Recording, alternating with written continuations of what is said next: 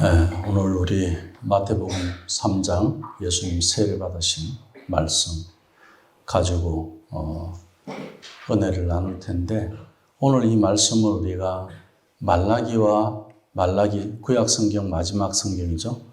그 말라기의 또 마지막 장 4장의 그 전체 부분과 연결해서 함께 우리가 나누면은 예수님이 세례받는 이것이 우리에게 어떤 은혜가 있고, 그리고 예수님이 오신 것이 말라기 4장과 이 예언이 어떻게 예언이 성취되었는지 오늘 마태복음 3장을 통해서 우리가 연결시킬 수 있어야 됩니다. 그래서 말라기 4장을 먼저 제가 나누고 그 말씀을 우리가 함께 나눈 다음에 오늘 말씀을 같이 적용해서 은혜의 시간을 가졌으면 합니다. 말라기서는 마지막에 무엇으로 끝나느냐면 저주라는 단어로 끝이 납니다. 그 말라기서 4장 6절 말씀에 보면 주로 내가 와서 저주로 그 땅을 칠까 하노라 이렇게 말씀합니다. 요한계시록 22장 21절 말씀, 우리 신약성경 제일 마지막 장 마지막 절의 말씀에 보면 무엇으로 끝나느냐면 은혜로 끝납니다. 주의 은혜가 너희와 함께 있을지어다. 아멘. 이게 우리 성경 제일 마지막에 그렇게 끝납니다. 구약의 끝은 저주로 끝이 나고 신약의 끝은 은혜로 끝이 납니다. 왜 구약 성경의 마지막은 저주로 끝이 났을까요? 이스라엘 백성들의 삶 자체가, 이스라엘 왕국 자체가, 그리고 이스라엘의 역사 자체가 왜 저주로 마무리가 되었을까요? 그리고 신약 성경 마지막에는 저주가 은혜로 바뀌게 됐어요. 이 전환점을 가져오게 된 것은 바로 오늘 마태복음 3장의 사건 때문에 그렇습니다. 저주가 어떻게 은혜로 바뀌느냐. 자, 저주라는 것이 무엇입니까? 죄 아래 있다는 것이 저주예요. 이스라엘 백성들이 하나님의 말씀을 지키면서 계명을 지키고 율법과 규례와 법도를 명령을 지키면서 살아보려고 몸부림을 했습니다. 선지자도 보냈고 제사장도 세웠고 왕들을 통해서 하나님 나라의 모습도 보여줬고 하나님의 약속을 지키면서 너희 이렇게 살면 내가 이렇게 복을 줄게. 그렇게 해서 살아보려고 했는데 그 십계명마저도 지키지 못하는 멸망받을 백성이 된 거예요. 멸망받을 수밖에 없는 그런 사람이 된 거예요. 그것이 저주예요. 도둑질 하지 말라고 하는데 도둑질 할 수밖에 없는 인간의 삶이 저주예요. 거짓말 하지 말라고 했는데 거짓말 할 수밖에 없는 인간의 삶이 저주라는 이야기예요. 사람을 때리지 말라고 했는데, 이웃을 사랑하라고 했는데 이웃을 사랑하지 못하는 그 인간의 삶이 저주인 거예요. 우리가 세상 가운데에서 살아가면서 죄와 같이 놀고 죄와 같이 더불어서 살아가면서 그 죄의 미혹이 되고 사단의 그런 속임수 아래서 넘어지고 하는 이런 모습이 저주받은 모습이에요. 우리가 저주를 좋아하는 사람이 누가 있습니까? 그런데 죄를 짓는 우리의 모습이 저주 아래서 있는 삶이라는 것을 아는 사람은 그렇게 많지 않더라고요. 우리가 성경을 보면은, 이 구약의 성경 전체를 보면요, 죄 아래서 인간들이 구원을 향해서 몸부림하면서 살아요. 한번 내가 거짓말 안 해보려고, 그리고 한번 내가 착한 일을 한번 해보려고, 어려운 사람 한번 도와줘 보려고. 근데 한두 번은 되더란 말이에요. 근데 이게 때로는 내가 그렇게 했던 것들이 원망스럽기도 하고, 괜히 내가 그 사람에게 그렇게 했나 보다 하고, 내 안에 이 죄성에서 내 안에 있는 이 거짓말이 그렇게 속고 살아가는 이 라이프 스타일이 안 바뀌더라는 거예요. 그러니 더 힘든 거예요. 그래서 어떤 종교도 생겼어요. 그래서 고행도 하게 했어요. 또 도도 수도도 하게 했어요. 그리고 좋은 언어들, 좋은 말들을 들으면서 마음도 한번 다스려보고 생각도 한번 바꿔보고 노력을 했어요. 그런데도 여전히 인간은 전쟁을 해야 되고 평화가 없더라는 거예요. 그게 저주의 삶이에요.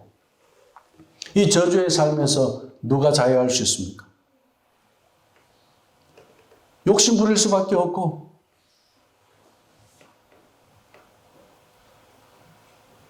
정치인들도 나라를 잘 다스리기 위해서 정치인이 됐는데 돈을 보니까 생각이 바뀌고 권력을 보니까 생각이 바뀌어서 나하고 생각이 같은 사람들끼리 무리를 지어서 나와 반대편에 있는 저 사람들을 공격하고 밟아야 죽여야 내가 사니까 그러면서 내가 이게 옳다는 것을 사람들에게 보여줘야 되니까 이게 잘못이 아니라는 것을 그럼 또 거짓말을 해야 돼. 이게 저주받은 인생이에요. 우리가 잘 살아보려고 좋은 직장을 얻으려고 열심히 공부를 했어요. 그런데 공부한 만큼 결과가 안 나왔어요. 수고한 만큼 열매가 없었어요. 추수를 못했어요. 이게 저주받은 인생이에요. 지난해는 내 삶이 그래도 괜찮은 것 같았어요. 그런데 원래 내 삶은 영 지난해하고 비교했을 때 더 좋아지지 않았어요. 그래서 행복하지 못했어요. 지난해는 좀 더 좋아졌기 때문에 행복한 줄 알았어요. 그래서 좀 더 노력하면 원래는 내가 더 좋아질 줄 알았어요. 그런데 갑자기 무슨 일들이 벌어지네요? 사건들이 생기네요? 이게 제대로 되지가 않아요. 내 생각대로 되지가 않아요. 왜 그럴까요? 저주받은 인생이기 때문에. 그래서 구약은 저주로 끝난 거예요. 이 저주를 끊으실 예수 그리스도 그분은 때가 참에 오시리라 그 말씀이에요. 얼마나 감사한지 몰라요. 이 저주의 삶을 끊을 수 있는 것. 오직 그 예수 그리스도 그분을 보내시겠다는 이야기가 오늘 이 말라기서에 있습니다. 1절 말씀에 보면 만군의 여호와가 이르노라 보라 영광로 불같은 날이 이르리니 교만한 자와 악을 행하는 자는 다 지푸라기 같을 것이라. 교만하고 악을 행하고 저주 아래 있는 인생은 뭐와 같다고요? 지푸라기와 같다. 왜요? 그 이르는 날에 그들을 살라 그 뿌리와 가지를 남기지 아니할 것이로되. 영광로 불에 심판을 이야기하는 거예요. 그 저주의 삶을 살아가는 이 모든 것들은 하나님의 심판 아래서 다 영광로 불에 태워지는 그런 지푸라기와 같아. 그런데 우리가 성경을 볼 때 눈에 딱 트이는 게 있어요. 우리 신명기 6장에서 말씀하는 그 유일한 여호와 하나님을 이야기할 때 그 유일한 여호와 이름은 무엇을 이야기하는 거죠? 하나님을 두려워하라는 거. 오직 하나밖에 없기 때문에 경외하라는 거. 2절 말씀에 보면 내 이름을 경외하는 너희에게는 이렇게 말씀해요. 경외하는 자에게는 어떻게 해요? 좀 분위기가 달라지는 거예요. 자, 지푸라기와 같은 그런 교만한 자, 악을 행하는 자와 다른 내 이름을 경외하는 너희에게는 공의로운 해가 떠올라서 의의 해가 떠올라서 제다카의 해가 떠올라서 이 의의 해, 제다카의 해가 누굽니까? 우리 예수 그리스도 그분을 이야기하는 거예요. 우리가 믿음으로 의롭게 됐죠? 우리는 믿음으로 제다카를 얻게 된 거예요. 이 의는 하늘에 있는 거예요. 그래서 너는 먼저 그 나라와 그 의를 구하라. 하나님 나라에 있는 그 의가 믿음을 통해서 나에게 이루어지는데 이것은 곧 나에게 저주의 삶, 죄의 삶, 악의 삶을 이제 의로 바꾸어지게 되는 거예요. 무엇이 떠야 되느냐? 의의 해가 떠야 돼요. 그것을 지금 말씀하고 있어요. 공의로운 해가 떠올라서 치료하는 광선을 비추리니 너희가 나가서 외양간에서 나온 송아지같이 뛰리라. 치료하는 광선. 이것은 우리 아픈 몸만 고쳐준다는 이야기일까요? 이제 내가 송아지같이 뛸 수 있는 이유는 뭡니까? 저주의 삶이 끊어졌기 때문에. 치료하는 광선이라는 것은 저주의 인생에서 어떻게 해요? 우리는 치료받았다는 이야기예요. 누가? 의의 해가. 그 말씀을 하고 있는 거예요. 또 너희가 악인을 밟을 것이니 이제는 어떻게 해요? 내가 저는 죄의 노예였어요. 악인들과 친구였어요. 그런데 이제는 어떻게 해요? 악인들을 밟는 의인이 된 거예요. 죄를 이길 수 있는 은혜의 사람이 된 거예요. 죄와 더불어 살아가는 그런 죄의 종의 삶이 아니라 의의 종의 삶을 살게 됐다, 그 이야기입니다. 악인을 밟으리니 그들이 내가 정한 날에 너희 발바닥 밑에 죄와 같으리라. 만군의 여호와의 말이니라. 자, 구약 성경 마지막에 왜 의인과 악인을 이렇게 구분해서 말씀을 하셨을까요? 이스라엘의 그 많은 백성들, 그 많은 사람들이 죄를 이기고 살 수 없었던 인생에 대해서 성경은 말씀하고 있는 거예요. 우리 삶을 한번 돌아봅시다. 내가 예수님을 몰랐을 때 나는 죄와 친구였어요. 죄인이 나의 친구였어요. 내 친구 중에 착한 놈이 있다더라도 예수님을 모르는 그 친구는 여전히 어때요? 하나님 보실 때 악인이에요. 그들이 나의 친구였어요. 같이 죄도 지어봤어요. 근데 이게 아니다 싶어서 내가 한번 다른 인생 살아보려고 친구 관계도 한번 끊어봤어요. 그런데 그게 안 돼. 이번에 뉴스 보고 제가 놀랐어요. 어느 기업의 그 회장의 딸이 마약으로 그 문제가 생겼잖아요. 연예인하고 연결이 돼가고. 근데 지금 그 딸의 또 딸인지 뭐 이 3대까지 마약 사건이 연루가 됐더라고요. 저주의 삶. 회장의 딸이면 뭐합니까? 재벌의 딸이면 뭐합니까? 저주의 삶을 끊을 수가 없어요. 의의 해로 말미암지 아니하면 그 죄를 밟을 수가 없다는 이야기예요.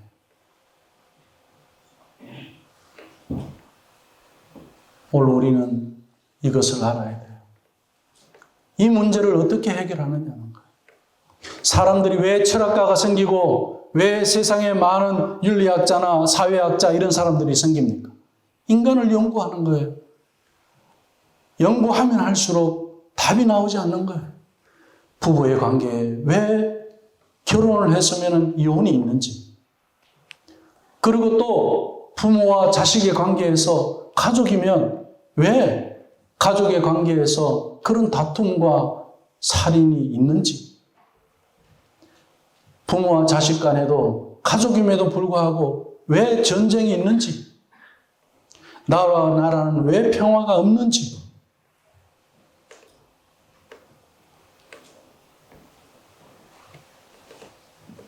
그것을 연구해요, 그 사람들이. 그런데 어떻습니까? 연구한다고 해서 평화가 옵니까?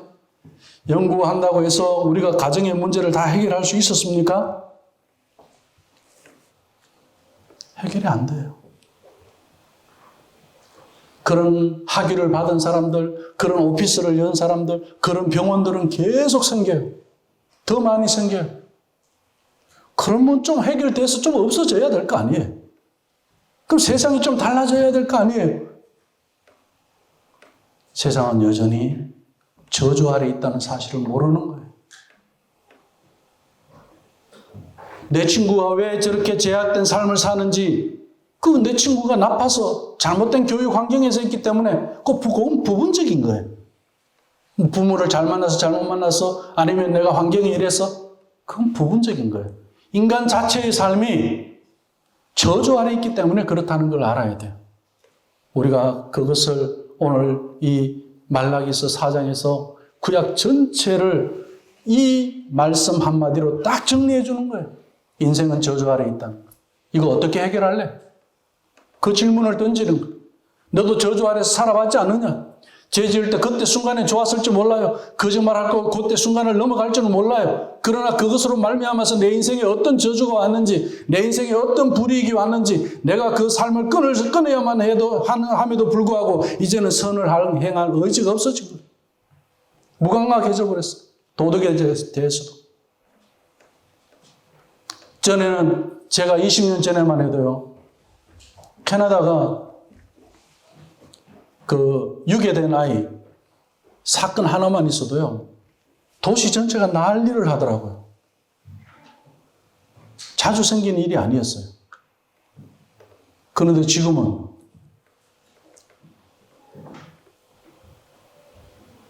그거보다 더한 일이 있어도 사람들은 놀라지 않아요. 왜 그럴까요? 우리 인간은 이 마음에 저주가 있기 때문에 그래요.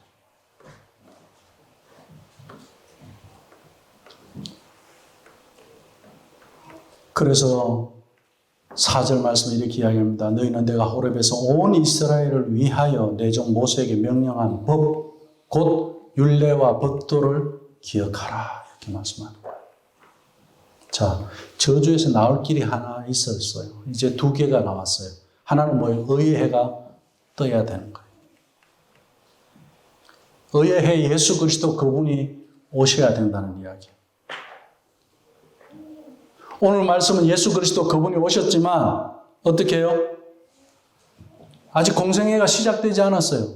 30세가 되기까지. 세상에 아무 일도 일어나지 않았어요. 예수님이 오신 이후로 30세가 되기까지 예수님의 제자도 없었고 그 어떤 기적도 행하지 않았고 아무 일이 없었어요. 그런데 왜 그랬을까요? 하나님의 때가 찼다는 이 말씀은 얼마나 놀라운 말씀인지 몰라요. 예수님은 하나님의 때, 하나님의 그 캘린더에 맞춰서 삶을 살으셨던 분이에요. 25세 할 수 있었어요. 더 오래 하면 좋잖아요. 3년만 하시고 가셨어요. 20살 하면 얼마나 좋았을까요? 13살 하면 안 됐을까요? 됐을 겁니다. 근데 왜 너무나도 늦은 시간, 그때 당시에 사람들의 수명을 가지고 이야기한다면 30이 돼서 공생애를 시작하셨을까? 때가 아니거든요. 이제 지금 그 때를 이야기합니다. 5절 말씀에 보라, 여호와의 크고 두려운 날이 이르기 전에 내가 선지자 엘리야를 너희에게 보내리리. 그 심판의 날, 의의 해가 뜨는 날, 치료하는 광선을 비추는 그때, 외양간에서 나온 송아지같이 그렇게 뛰는 그때는, 그때가 있기 전에 엘리야를 먼저 보내겠다, 그 이야기예요.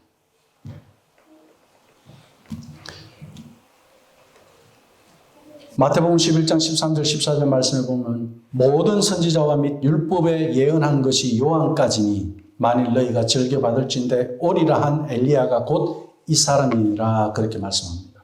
자, 세례 요한을 두고 그렇게 말씀하시는 거예요. 오늘 여기서 엘리야는 누구라고요? 세례 요한이에요. 엘리야가 다시 오는 게 아닙니다.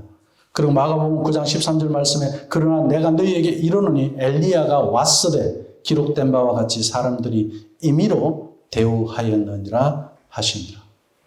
사람들 몰라요. 임의로 대우하는 거예요. 그리고 오늘 6절 말씀에 중요한 말씀이 나옵니다. 그가 아버지의 마음을 자녀에게로 돌이키게 하고, 돌이킨다 이 말은 히브리어로 슈브라고 그래요. 우리에게 익숙한 말은 어떤 말이냐면 회개라는 이야기예요. 신약의 관점에서 이야기하는 회개라는 것은 예수 그리스도의 십자가에 가서 못이 박힌다는 이야기예요. 그 돌아간다는 이야기는 거기서 우리가 정상이 될 수 있다, 그 이야기입니다. 예수 그리스도의 십자가까지 가서 죽지 아니하고는, 죄가 죽지 아니하고는, 그리고 거기서 우리가 하나님의 불순종했던 모든 우리 저주받은 그 삶이 거기서 죽지 아니하고는 슈브, 그쪽으로 돌아가지 않고는 해결할 방법이 없다, 그 말씀입니다. 우리가 왜 안 바뀔까요, 사람들이?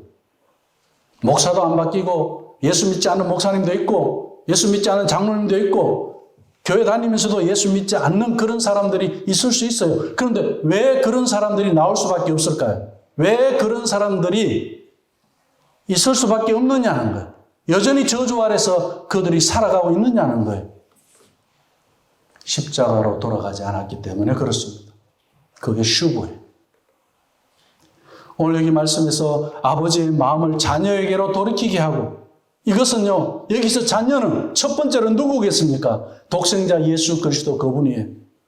우리 아버지 하나님께서 이제 어떻게 해요? 죄의 문제를 해결해 주기 위해서 죄인에게는 저주밖에 없어요. 저주받은 그 인생을 살아가는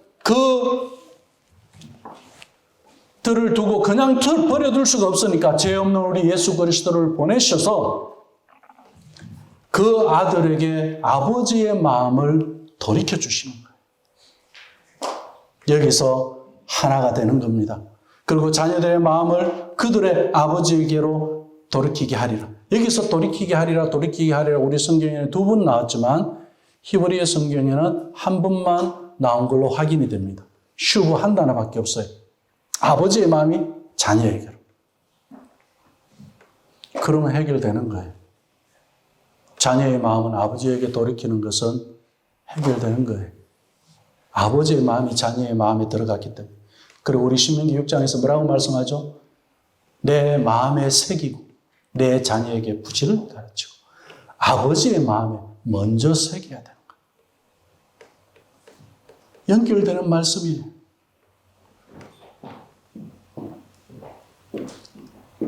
그런데 돌이키지 아니하면 뭐라고요? 아버지의 마음과 자녀의 마음이 하나가 되지 아니하면, 슈브되지 아니하면 여전히 저주는 남아있다는 이야기입니다. 우리가요, 오늘 말씀에서 돌이키지 아니하면 두렵건대 내가 와서 저주로 그 땅을 칠까 하노라. 사람이 바뀌지 않으면 참 답답하죠. 예수 믿는데 저 사람 좀 바뀌었으면 좋겠는데 왜 저래 안 바뀔까? 그렇게 해서 좀 바뀌라고 우리가 설명도 하고 설득도 하고 좀 야단도 치고 또 우리 자녀들 중에서는 뭐 잘못하면 혼도 내고 그래요.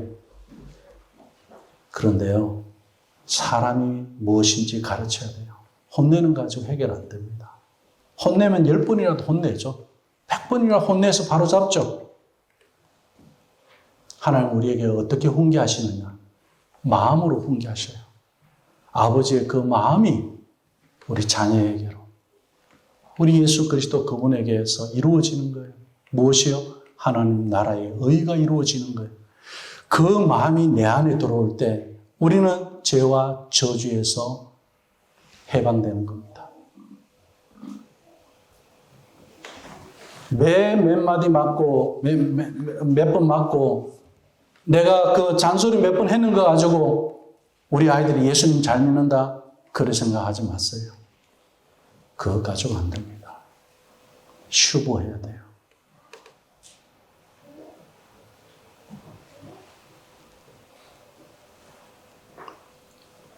예수 그리스도 그분에게로 돌이키는 슈브가 없으면 십자가에서 나의 죄가 죽었다는 사실을 믿지 아니하고는 만군의 여호와께서 직접 오셔서 그들을 전멸시킬 것이다. 그것이 6절 말씀이에요. 그게 저주예요. 동시에 저주를 피하는 길을 열어주신 것이 바로 슈브입니다. 우리 예수님으로 말미암아 하나님과 그의 자녀들이 하나 되는 마음. 오늘 보면 마태복음에서 예수님이 세례받으시는 이것은 죄가 없으신 그분이 왜 세례를 받습니까? 요한은 회개에 합당한 열매를 맺으라고 하면서 회개를 외치고 있어요. 그런데 죄 없인 예수님이 오셨을 때 요한이 이야기합니다. 내가 당신에게 세례를 받아야지. 왜 내가 당신에게 세례를 베풀어야 합니까? 요한은 알아봤습니다.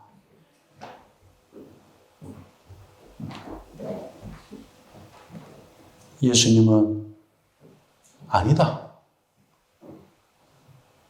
나에게 세례를 베풀라고 합니다. 이건 무엇을 이야기하고 있습니까? 죄가 없으신 예수님마저도 우리 인생에 어떻게 하나님과 내가 하나 되는 이 사건, 이 세례의 이 사건을 먼저 본으로 보여주시는 거예요. 우리가 세례라는 것은 바로 이것을 이야기하는 거예요. 아버지의 마음이 내 안에 들어왔다는 이야기예요. 아버지와 아들이 하나가 되었다는 그 현장을 예수님이 지금 보여주고 계시는 거예요. 그래 우리 아버지가 얼마나 기뻐요. 그러니 하늘을 여시고 우리 아버지께서 뭐라고 말씀하십니까? 성령이 비둘기같이 임하고 죄의 문제가 해결되니 성령의 역사가 얼마나 강하게 나타납니까? 그리고 저주의 인생에서 끊어지는 그 사실을 이제는 공생의 시작이 되는 이 시점에서 우리 아버지 하나님께서 너무 기쁜 거예요. 그래서 우리 하나님이 하늘의 문을 여시고 하늘에서 그 음성을 들려주신 거예요. 이는 내 사랑하는 아들이요 내 기뻐하는 자라 이렇게 말씀하시는 거예요. 오늘 이 말씀을 나누다가 보니까 이 말씀이 너무너무 좋은 말씀이잖아요. 이는 내 사랑하는 자요 내 기뻐하는 자라. 오늘 아침에 말씀을 나누다가 아들이 그러더라고요. 아버지 이제 축복 기도할 때 요거 앞에 넣어 갖고 해달래. 수로는 내 사랑하는 아들이요 내 기뻐하는 자라. 그러고 난 다음에 축복 기도 그거 해달래. 그렇게 하자. 얼마나 좋습니까? 저주에서 끊어진 그 삶.